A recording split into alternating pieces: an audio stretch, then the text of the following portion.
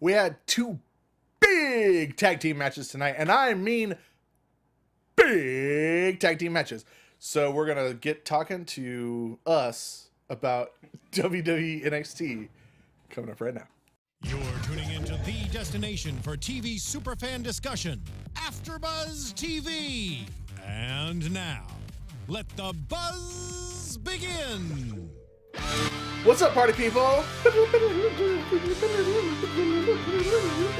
Yeah, the dulcet tones of Cephos giving us the sweet metal stylings of TM61. What's up, everybody? I'm Bill Hanstock, and as you can see, it's a panel of a tag team tonight for this night of tag team action. I'm Bill Hanstock. You can find me on Twitter at SundownMotel, and this charming fellow next to me is the one and only Hobo. Yep, the Hobo Baines. The Hobo Baines. Making it known, making the change. See, Bacon? I got a shirt. It's got the Baines on it. This is not something you can get at nxt.spreadshirt.com. This is something that I alone own.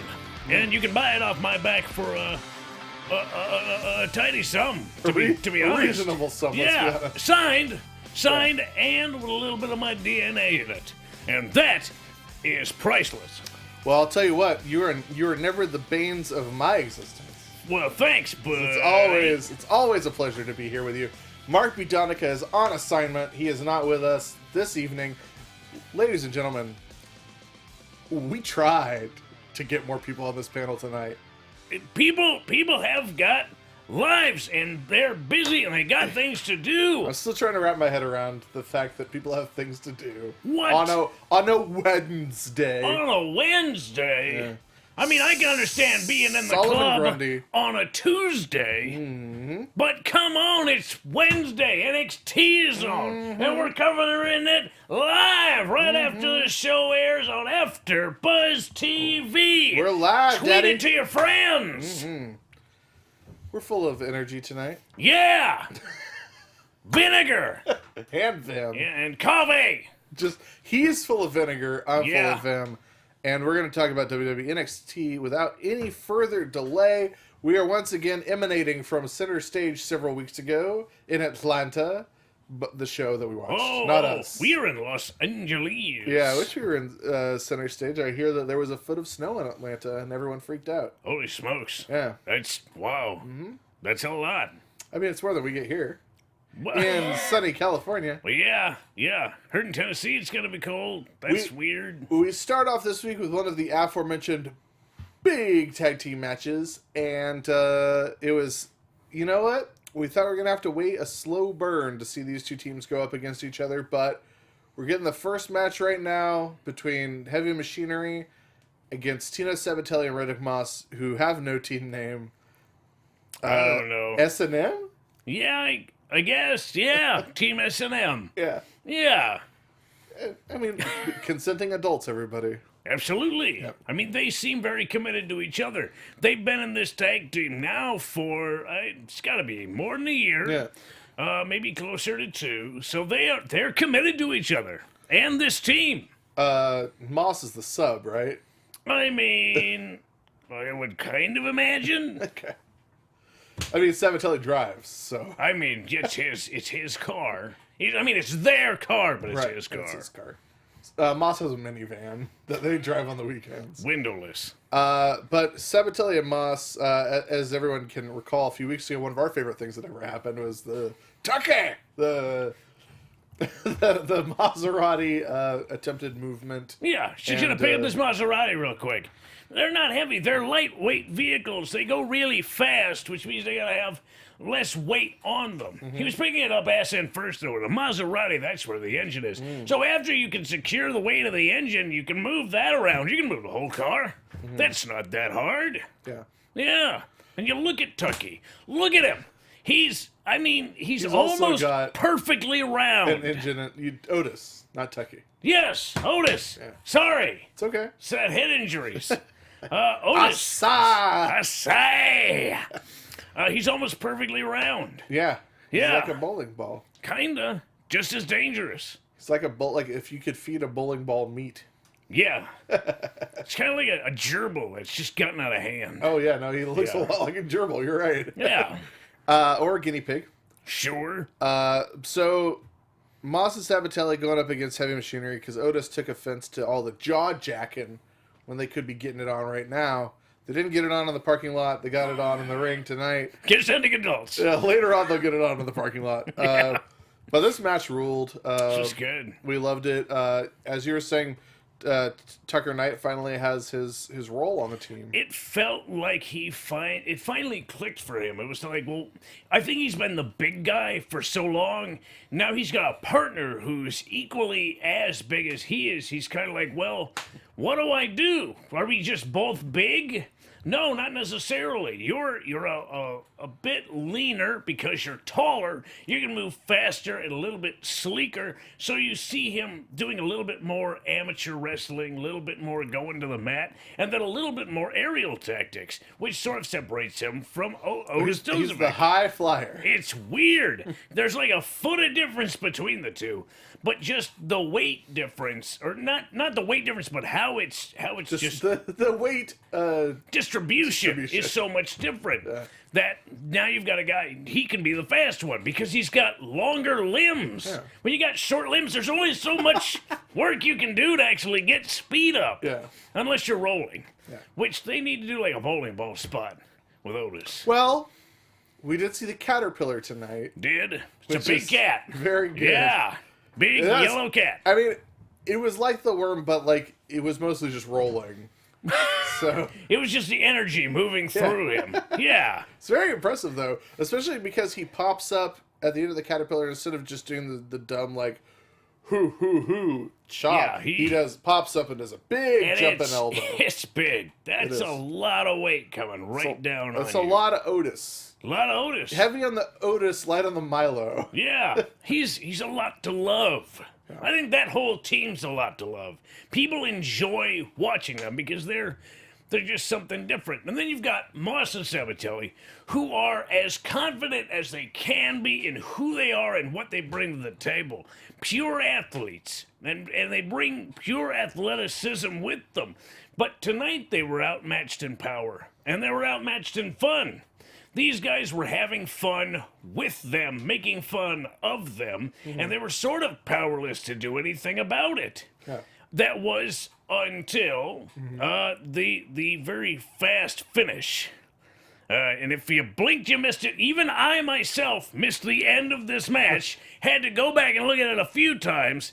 Line to the outside from Tucker Knight, and then Mosh with the roll-up feet on the ropes. Ref out of position, cannot see the feet. 1, 2, 3. They steal it and run out. Yep. They steal it. Heavy Machinery is none too pleased that in this first ever match they got robbed. Do you think that there's a chance we might see a rematch perhaps at the TakeOver? Certainly. Maybe not a takeover, but maybe at that the TakeOver taping. Yeah, yeah, the match is proceeding, yeah. I actually really like that that's a formula, that there's so many feuds going on all the time in this 1 hour show, and there are feuds that aren't quite good enough to get onto the TakeOver card, but are good enough to be blown off at that taping. That's kind of nice. cool. It's nice. cool for a lot of people because you get the same amount of time you would as a regular pay-per-view. Sure. But now at least one of those hours is going to television instead of the actual show. Well, itself, and also which works. It still works. You get the blow-off feud in a 10 to 12,000 seat arena or 16,000 seat arena as opposed to Full Sail or a single stage. Yeah. Which must be nice. Sure. I mean, at least it's definitely going to be nice when it's a takeover because you know the crowd's going to be fresh. You're in the first 4 matches of the evening. You've got an easy time. You go out there, you do your thing, you come to the back, and the crowd stays hot for at least the first 4 matches. And then you got the regular show. They're usually hot through it, depending upon if there's a show stealer, and then in which case all the air goes out of the room, and everybody's got to find their wind again while the wrestlers in the ring go, well, we got to top that. Let's see if we can do it. It's kind of surprising that we got so much in-ring action and also so many backstage and vignette type things. It was very balanced. It was very balanced, and episode. also it was an episode where it felt like a lot happened. Yeah. So the next up we had a twofer where we got a Black versus Cole feud video package, and also a Undisputed Era backstage promo. Talk back, whatever you want to call where it. Adam Cole scoffs at the idea of it. Oh, they made it an Extreme Rules match, like that's supposed to frighten me. And Kyle O'Reilly just dead behind the eyes. He's got shark eyes. Yeah. When did that happen? Did he smell blood? He's like, Just all black. yeah. Ooh. Just like he's in an Atlantic City casino. No clock on the wall, dead eyes. Yeah, amphetamines coursing through his veins. Yeah. It's gonna be interesting. I mean, in my mind, I think Aleister Black is dangerous enough. He does not need any more tools. He does not need this to be Extreme Rules. He can alone defeat Adam Cole. It does not work in his favor for this to be an Extreme Rules match. And quite the opposite, it completely benefits Adam Cole. Mm-hmm. Adam Cole is now able to use the skilled hands of his two cronies. Yeah. Not get a disqualification. And there is more than likely nobody to back up Aleister Black. And let's not forget the first time that these two tangled, Adam Cole mocked Aleister Black and got caught in the face with a big old kick. Yeah, he thought he was somehow impervious to the Black Mass. I don't know why he thought that. He was like, oh, I forgot he has a kick. Yeah, right. Your kick's not going to hurt me, Black Mass. You're not going to reach me from all the way over there, idiot. It's a brutal move. But yeah, the Extreme Rules match does nothing but benefit Cole, because now Bebe's kids can just be in the match. Yeah, like anything could happen to benefit Adam Cole, and Aleister Black is very proud. I don't think he would actually ask for anyone's help in this match. Mm-hmm. He seems really content to go it alone. That's how he operates. That's how he functions. Yeah. And so this whole thing just benefits Adam Cole, no matter how he tries to talk it down about, this whole thing being Extreme Rules, it doesn't matter to me. It totally does. It would be so creative, like Adam Cole and O'Reilly and Fisher just hitting Aleister Black with like kendo sticks and hitting him with chairs and stuff, and Aleister Black just like calmly pulls like a black book out, and, like starts reading blood incantations, and then like the ground swallows up the other three, or like It's so metal. veins grow up them like Troll 2 or something. I would like something like that, only he does some sort of spell and freezes them, and then as they're all positioned around him, he does one Black Mass to all three of them. And just shatters them into A bazillion pieces. T2 style. But then they would melt and reform into one really weird big guy. Then you get like body horror stuff, like Evil Within. Right. True Lovecraftian. Yeah. Man, this is just great. I love this. We're gonna go write a bunch of fanfic after Hell this. yeah. Our next thing up, we have Roderick Strong, and We Like Ike. He's going to go up against Fabian Eichner, a.k.a. Roderick Strong with no hair. Yep. Basically the same. Little more muscle, a lot less hair. A lot more flying. A lot more flying, a lot more power. I mean, Roderick Wait, Strong so you're saying Fabian Eichner possesses more power than Roderick Strong? Yes. Okay. I would say he damn near outclassed Roderick Strong completely tonight. He was able But did he outstrong Roderick Class? That's tough to say. I mean, Roderick Class is class personified. Okay, that's my wrestler name now, Roderick Class. Roderick Class? I say. I almost just did Jervy. Yeah, that was almost. I'm Roderick Class. Snarl, good. And you won't get sued for that one. No. No, that's totally fine. Hi, Jervy. We love you. Yeah. I do. I love Jervy. Gentleman Jervy. Gentleman. He should have just named himself Hervis Cotton Bailly or something. Bailly? He's French now? No, How'd you do a French accent? Spanish. Hervis Cotton Bailly. Bailly. Bailly. Where were we? Fabian Eichner. Fabian Eichner. Yeah. They had a match. Fabian Eichner is... I mean, you say someone is a complete package, I'd say Fabian Eichner is that. And we've said it before, the man flies, he's power, he is speed. I don't think he has a weakness to exploit. It was up to Roderick Strong tonight to really push it into, a higher gear. Sure. Because wherever he went, Fabian Eichner was right in front of him, picking him up and tossing him. Yeah. But it was up to Roderick Strong to somehow put it into a higher gear and find a way around him and outsmart him a little bit, and then that veteran savvy, and then he won with the stronghold. Yeah. I do have to point out, Fabian Eichner kept holding up 3 fingers.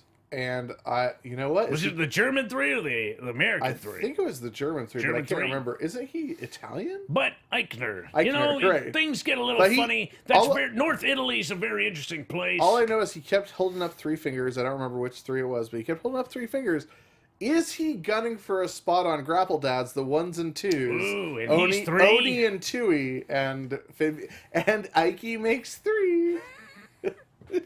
I am not opposed. All of them have a pretty solid look. It wouldn't be that hard to sell me on a bald trio. I don't know what. I guess is the Baldies. Fabian Eichner a dad? Is he a dad? He's got to be. He is. I'm sure people call him Daddy all the time. Or Zaddy. They can be the Zaddies. Wouldn't we all? I'm sure that the trademark has lapsed on DeBaldies. Remember DeBaldies? No. From ECW. I don't Big remember. Vito, the other Vito, Vito 3. Vito the 3rd. Yeah. Vito with cheese. Yeah, DeBaldies. Vito with pesto. All I know is someone in the chat reminded me who was on DeBaldies. I think it was like DeVito and like Vito LaGrasso. What year was it? Like towards the end of ECW. Yeah. That's kind of when I started to lose it a little bit. How come when I bring up DeBaldies, everyone's suddenly silent on chat? But no, you asking me if Eichner can yodel. Chat. Yeah. Can he yodel? Yeah. I'll bet he can. Oh, someone, Sharkasaur, who's been on fire lately, thanks Sharkasaur, has been saying that maybe Eichner could, because someone was asking Sharkasaur was asking what gimmick can you give Eichner that Cesaro hasn't already proved doesn't work. I would argue that Cesaro's been successful in all of his roles because he's worked with all of them. Right. And he's still Cesaro. But Sharkasaur says maybe he could steal Loki's Hitman thing and fight in a suit. Well, maybe. I think the only reason Loki's thing works is because it's Loki doing it. Right. Because he's just always that thing. Well, he's always low key, but also low key very famously has gone through several stages in his career where he doesn't give a single F. Yeah. So him fighting in a suit is the next evolution of that. Yes. When he came out, because I hadn't heard about the Hitman thing, and then I went to see PCW where Loki was doing it there, and he came out in the suit, and I was like, he's going to take the suit off, clearly. Nope. And then he doesn't, and I was like, oh, this is incredible. I've wrestled guys in suits before, so it kind of blows my mind that a guy is wrestling in a suit now, and people are like, oh, this is amazing! This is mind-blowing! This has been done before. Mm-hmm. I don't understand Mr. why Hughes. you all are... Yeah. Well, and so many other guys that I personally have wrestled. Sure, but the difference is that none of them are low-key. I guess I don't know. It's lost on me. Some things in wrestling. Welcome to NX Low Key After Show. So Roderick wins with the stronghold. He gets on a mic afterwards and says, "Hey, Lars Sullivan, I got a weird voice too."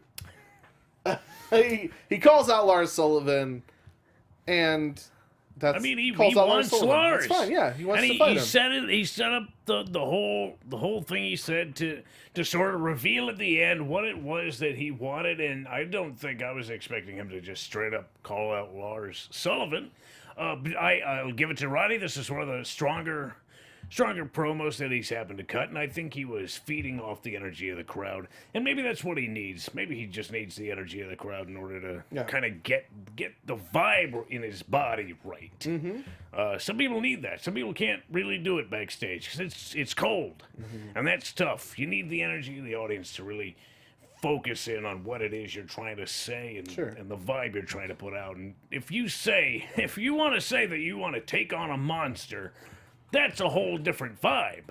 you've got to have a certain amount of confidence and believability when you say, I want to take on that guy. Right. And people don't think you're crazy. There's also a lot to be said for doing the promo at the very end of the match when you get the adrenaline going, as opposed to, even if you do a post-match backstage, you still got to get backstage and cool down and then pretend like you've just had a match, right? I mean, yeah. It's not the same energy. as... The energy is still flowing when you get right out of the ring. Yeah. The only difference I would say is you don't, sometimes, depending upon the match, sometimes you just don't have the air. Yeah. You have to talk into this mic now, and you have to be loud.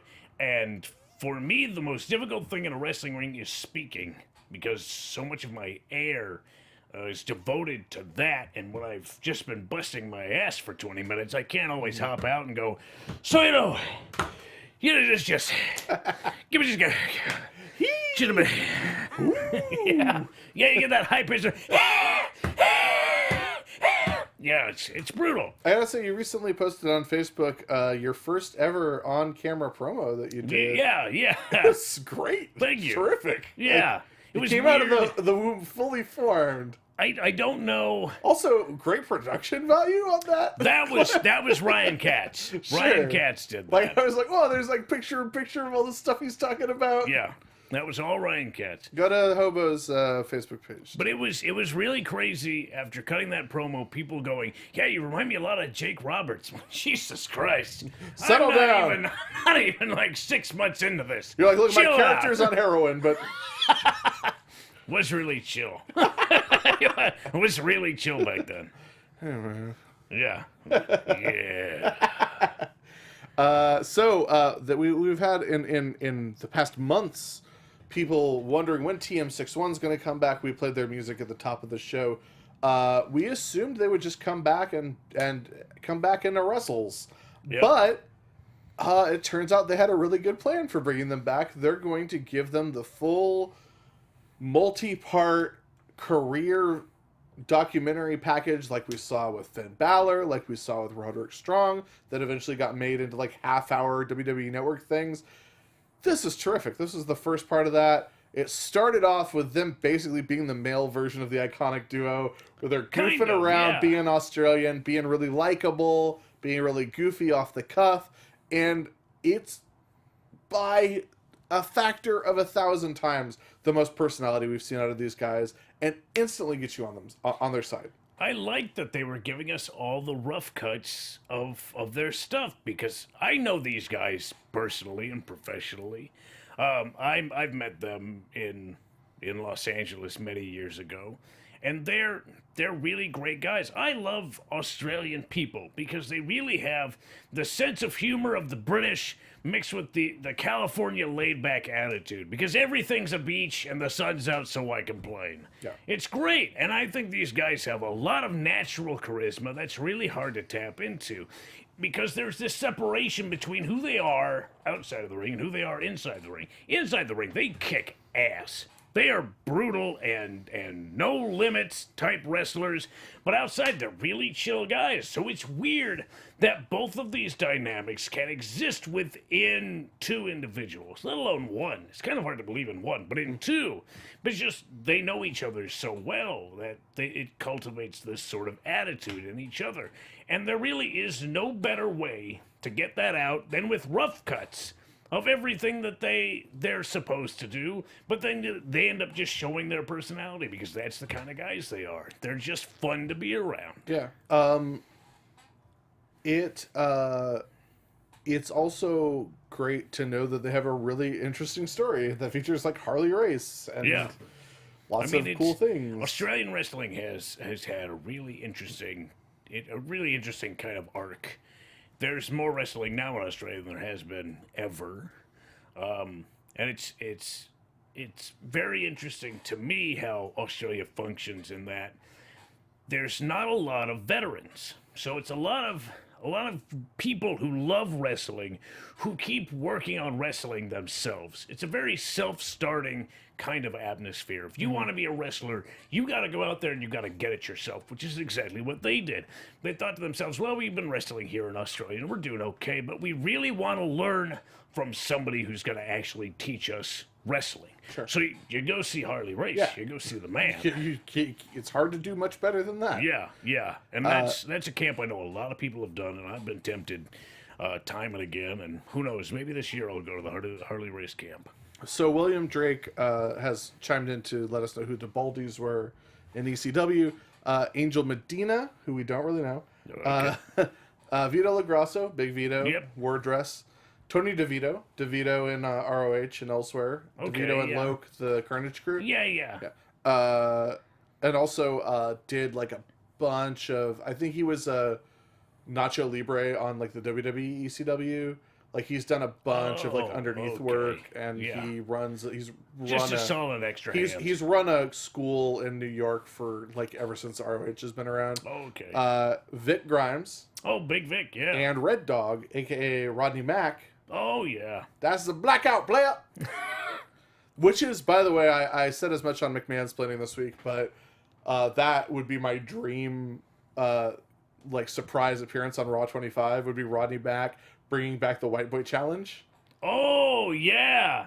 I mean, that'd So be really good. good. So good. I'm trying to think of anybody who could bring that Well, back now. Yeah, well, so Brandon asked me, like, who would you have him beat for the White Boy Challenge?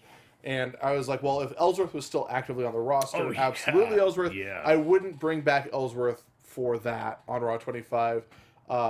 But, you know, I'd have him beat, like, I'd have Rodney Mack beat, like, somebody, like, really substantial. Just, like, as a surprise Like if thing. Jack Swagger was still around, I'd see him really taking the boots to Jack Swagger. Yeah. But that's not a thing. No, just have him beat Brock Lesnar. It's fine. Sure. No, it's a one-off. It'll be fine. You can do Brock's the job, like, right, I wasn't Brock? ready for the White Boy Challenge. I wasn't expecting that. Oh, Rodney's suing WWE. Okay, maybe he won't be there. Dang. Whoops. So yeah, TM61's video package was amazing. I can't wait to see part 2 next week. But then we got Lacey Evans and Aaliyah in action. Lacey Evans got a new pinup colorway. An outfit. Yeah, a new pinup Wardrobe. model, and she just really punched the hell out of Aaliyah. I like matches like this. You don't see these two people for a while, and you go, yeah, I like these two. And I have no idea who's going to win because nobody's on a hot streak or a losing streak, and it's kind of just all of a sudden. Aaliyah's, the last time we saw her, she was neither necessarily a favorite of the crowd, nor was she particularly hated by the crowd. Same with Lacey Evans. So they came in kind of neutral, and we were sort of allowed to see what was going to transpire completely without having preconceived notions. And right away, you could see great trade-offs, actual holds, hold-for-hold wrestling. Mm-hmm. But Lacey Evans got a little lazy, as I would call it. That's lazy. Goes for the hair, goes for the ear, instead of actually wanting to trade holds. She's a little bit older than Aaliyah. Right. Not exactly a secret. And when you get shown up by somebody who's younger than you, has got more energy than you, sometimes you got to pull them back down, and sometimes it's by means that aren't exactly on the up and up, let's say. Yeah. So Lacey beats Aaliyah. Good match. Solid match. You had Solid no idea, right hand. You had no idea who was going to win going into this, and No then it clue. ended up being Lacey. Then Lacey gets on the mic and cuts a promo, which was a little dicey, given that she had just defeated a woman of color, and then talks about bringing class back to the division, and then exclusively calls out either non-Americans or non-white people. Yeah. Like, exclusively. And she says she's gonna clean house. And for a woman who looks like she's from the 50s, I'm getting some mixed messages. Not that she I'm should not. be billed as she should be billed as being from Levittown. I mean, it's not that I'm not for this. It's just I don't think that's what they're going for. Also, then I don't know what they were thinking. Okay. If they weren't going for that, I don't know what they were thinking about. if they are going for it, I am anxious to see where it goes. Yes. If they weren't, I like edgy stuff. If they weren't going for it, it's a questionable look. Yeah. What were you thinking if you weren't going in this direction? Right. She beat a Canadian who's also Middle Eastern, and listen, just Easy. where you're going. Easy. But if you want to be edgy, you're achieving it. If you want to achieve it, you've done it. Don't know if you want Don't it. dream it, be it. Yeah. So she's calling out these people. She's running down everyone. She's like, and the stupid pirate. And then Shayna Baszler comes out in street clothes with her sunglasses on top of her head. And T-shirt and jeans. Lacey just stops talking and leaves. And hey, man, I never said your name. I ain't got no beef with you. I mean, and that's all for me this week. See you.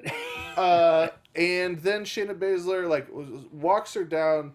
Lacey leaves, and then Shayna just calmly turns to the ring, gets in the ring, and chokes the living hell out of Aaliyah, who's already been knocked out. She's already dead. Unconscious, partially unconscious. So she's not fighting back, which is even worse. Yeah. When you're in a chokehold and you do not even have the wherewithal to fight back, that's close to death. And I really can't say enough about how groundbreaking it is for Shayna Baszler, for a woman wrestler to show up in street clothes, stare someone down, and then just calmly, methodically deal out violence. Yeah.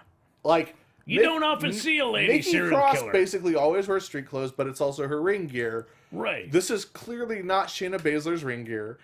And Nikki Cross is also crazy and violent. Right. This is Shayna Baszler being 100% in control of her body and her emotions and her mind, being like, this is who I am.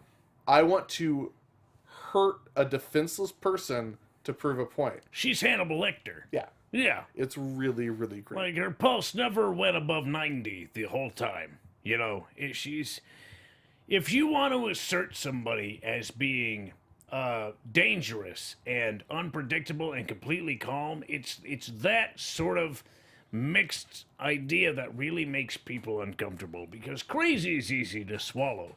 Crazy is like, oh, well, they don't know what they're doing, obviously. But when you have somebody who knows or appears to know exactly what they're doing and is motivated by an external force, it is really uncomfortable for people.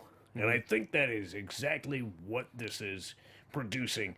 It's fear and excitement at the same time. It's a roller coaster because you don't know what she's going to do, and she's very skilled and very dangerous. And now she's here and she's causing a lot of chaos, a lot of havoc, and it's all sort of masquerading as trying to teach people. She's been walking around backstage, teaching people how to do very dangerous moves. It reminds me of a story that was told by me about a certain training camp, and a mixed martial artist came in to teach everybody how to do, I think it was a heel hook. And so they taught all the wrestling trainees how to do a heel hook, and everybody ended up with a popped ankle. Like, it's not that she's doing this on as a teaching thing. It's just to mess with things and cause problems and cause chaos. Moon comes out and says, you know what? I'm sick of this bull crud. Let's do it right now. And Shayna Baszler says, sorry, buddy, I'm not in my ring gear. I tell you what, let's do it in Philadelphia when the belt's on the line. Then I'll see you. Peace. Yep. So that's it. Mm-hmm. We've got it. I mean, we sort of saw it coming. Well, we don't have it yet. It's not official. It's just a challenge. And then it becomes official because William Regal says that it's official. Yeah. He's making the women's title match official, and Zelina Vega barges in and says that, hey, Johnny Gargano is a big nobody. He was carried in a tag team. He was gifted a title opportunity, and you know what? Why doesn't he fight Velveteen Dream again to prove to me that he deserves to go up against Almas? I can't exactly see the fault in that. I think she's because right. Almas has beaten Gargano twice. Yeah.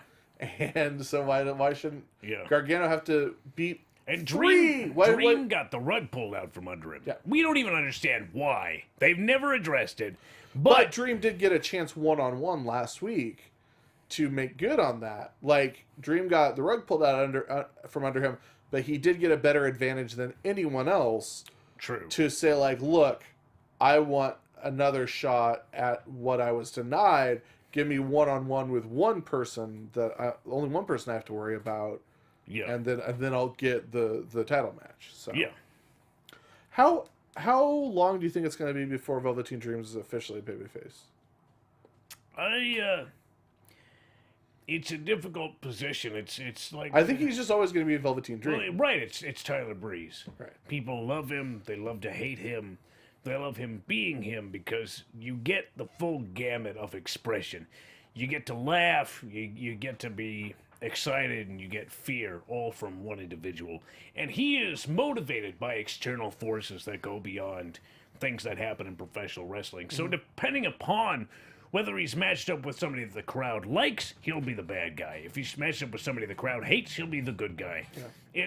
It's one of those strong kinds of characters that you can just put him in, and it naturally creates its own friction. Yeah. A lot like Aleister Black would be if he went up against somebody on either side of the equation. Either it be somebody the crowd really likes, somebody the crowd really hates. We got a quick No Way Jose vignette where he makes a dancing analogy. He says 2017 was full of ups and downs like a roller coaster. Of love! Roller coaster!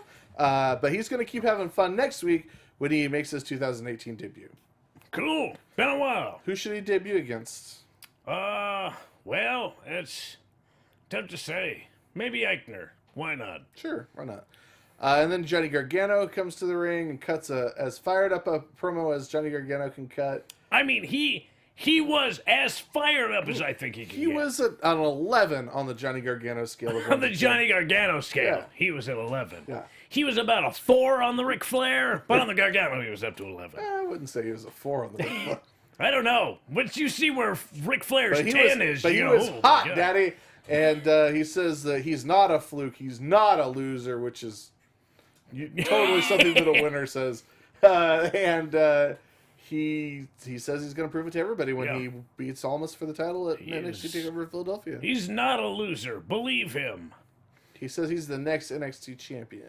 He seems to be pretty sure about it, and I think that's nice. But he's still got to fight Velveteen Dream, in my opinion, because I don't know. There's a lot riding against Johnny Gargano, just in how you look at it either way. Tommaso Ciampa, we've seen him. He's getting stronger every day, and he's got a massive chip on his shoulder. He is ready to cash in on Johnny Gargano's head at any possible moment, and it could be in Philadelphia. So it's tough to say. There's a sword hanging over Gargano's head. Yeah. It feels like the other shoe is going to drop. That Damocles sword is going to plunge. I don't think he can win, or if he does, it's going to be automatic chaos. Let me ask you this.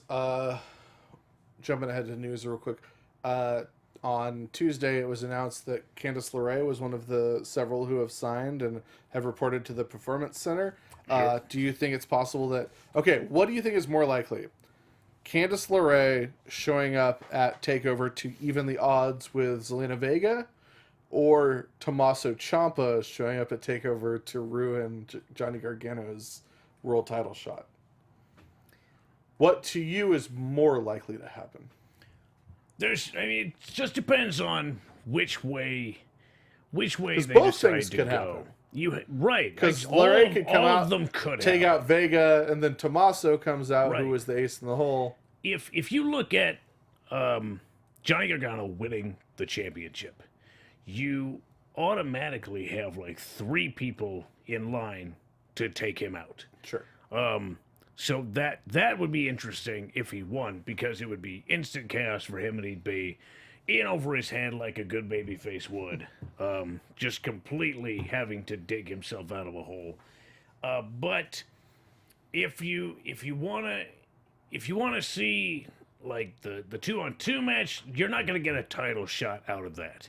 The mixed tag match is not going to be for a championship. So I don't think that really has a whole lot of room. So it's more likely that you have Tommaso Ciampa coming back in either way to challenge Johnny Gargano either before he wins it or after he wins it. Because there's not a good spot for Candice to come in and it'd be a mixed tag match with the NXT champion. If he wasn't the champion and Gargano wasn't vying for the championship, I would say, okay, now there's some room to have a mixed tag type situation there. But with the belt, it changes things a little bit, and I don't personally see that being the way to go. That's my 2 cents. Well, I'll take your 2 cents over $1 from anyone else. Thanks. But let's get on to the final big tag team match tonight. Big match. We had the number 1 contendership match between the Authors of Pain and the Street Profits. Street Profits were undefeated rolling into this one, and it seemed like they had momentum on their side, but you know what? Momentum only matters for so much against a brick wall. Right. You gotta be in a pretty sizable vehicle to make sure your momentum carries all the way through that. I mean, do you know what else had momentum? The Titanic had a lot of momentum. It did, and then it hit an iceberg, and they tore a hole right through it. So momentum doesn't mean anything if you don't have the proper gumption to at least move around your obstacles.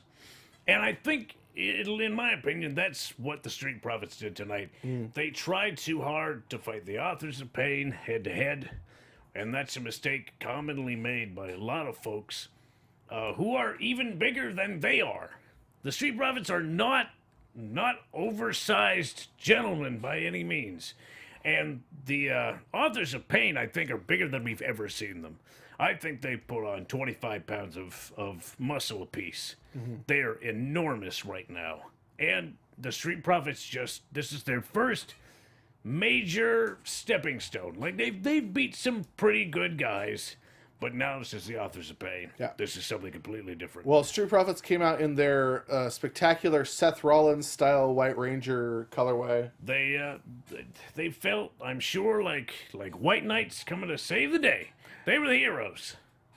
And, boy, that just didn't work out. Yeah. They tried their best. Yeah, they've got... Montez Ford used all his moves. He tried to use his immense strength. But you know what? He wasn't stronger than the Authors of Pain. Yeah, and Dawkins was there. He tries. He gave it his all against both of the Authors of Pain, and for that hot tag, and it worked, but it wasn't enough. So the Authors are going to go on to NXT Philadelphia and challenge Undisputed Era for the tag team championships. Yep. Sanity has been taken out of the picture entirely via clangy polls and backstage beatdowns and the rules and following them.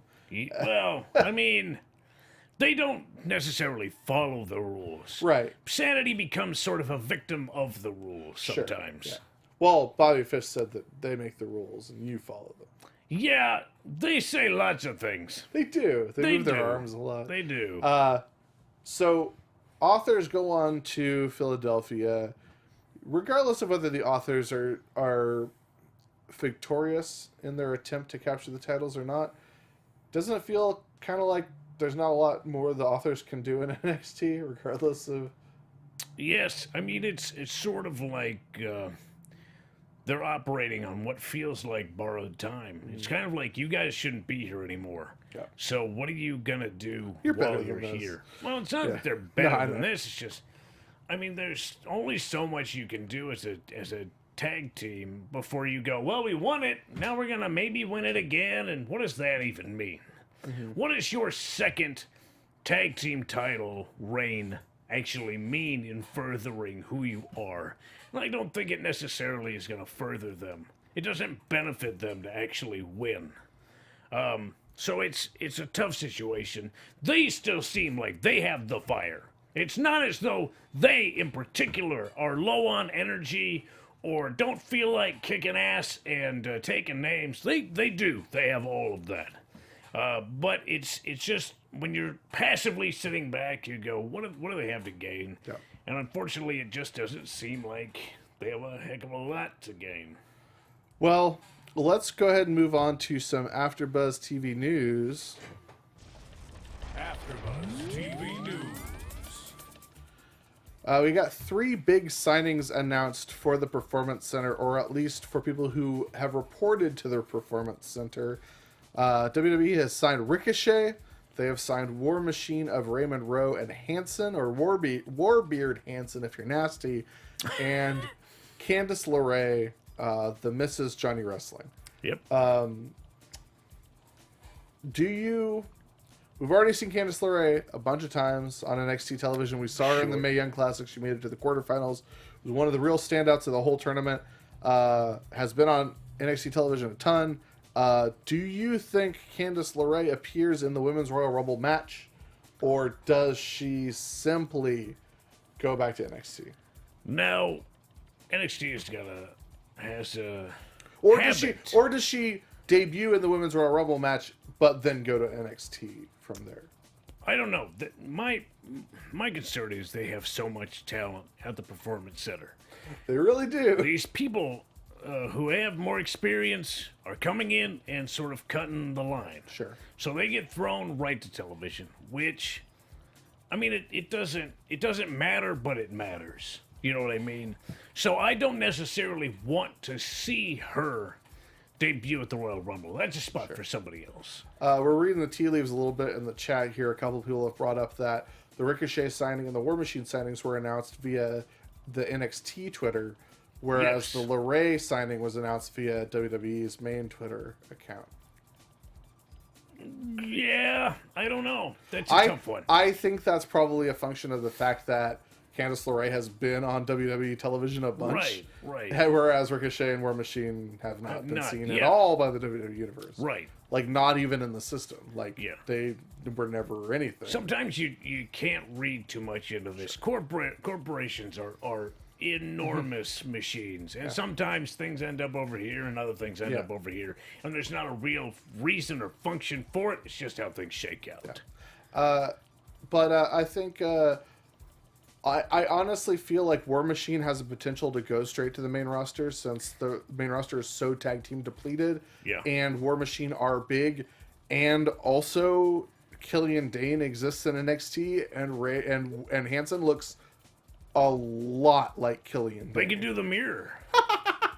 That would rule. It would be That pretty would be great. amazing. Yeah. Like, the difference is that Hanson's beard is like twice as long as Killian Dane's beard, and also Hanson wears clothes.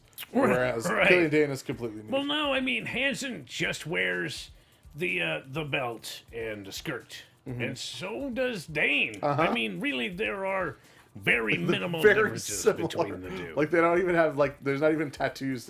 Like, back hair is basically the distinguishing Yeah, you're right. feature. You're Yeah. right. Yeah. And I guess, no, Hanson Dane doesn't- parts his hair in the Does middle. Hanson That's have... like it. I'm trying to think if He's got, like, a Hanson little- has tattoos. No, he doesn't. Yeah, boy, he They use doesn't. first paint. Yeah, right. Damn. Yeah. I guess why not have Killian Dane turn on sanity, Ooh. become the third member of War Machine? Yeah. Yeah, that'd have some pepper in it. Or Team Dane with Rowe and put Hanson with Sanity. And no one Yeah, will no know one's the gonna know the difference.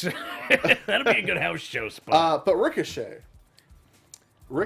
and WWE finally, after years of both sides wanting him to be in WWE, Sure. he's been dying to come to WWE for years now.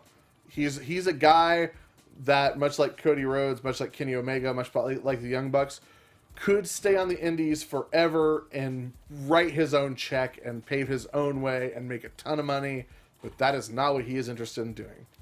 Yeah, it's just about your place in your personal life. Yeah. That really dictates whether or not you go to WWE For sure. for a lot of guys. But Ricochet, I mean, would you agree with me that Ricochet is about as big an indie star as you can possibly be on the indie scene? Yes. Like, Yeah, he's I on would say that so. Kenny Omega Young Bucks level pretty much, with the exception of his merch isn't as good. Right.